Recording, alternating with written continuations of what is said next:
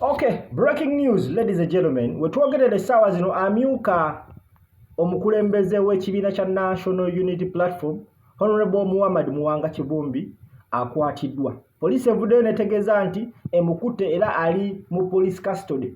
Agenda kubanga atwalibwa mu kkooti ku misango egyekuusisa ku kuttibwa kw'abantu okwabadde e Butambala ku lunaku lwe twalonda. Kino kitegeeza nti National Unity Platform yakafuna abakulembeze baayo basatu ba deputy ba Robert Kyagulanyi Ssentamu basatu abali mu buwambe okuli Lina Zedriga, Jole Kamugisha, Kosane, Honorable Muhammad Muwanga Kibumbi. Na buli kati akulembera ekibiina Robert Kyagulanyi Ssentamu Bobi Wine tewali amanyi mayitirege. Kino kitegeeza nti John Baptist Nambeshe yali mu bukulembeze bw'ekibiina.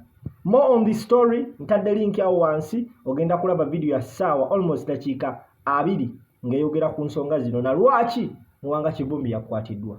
Tukomewo.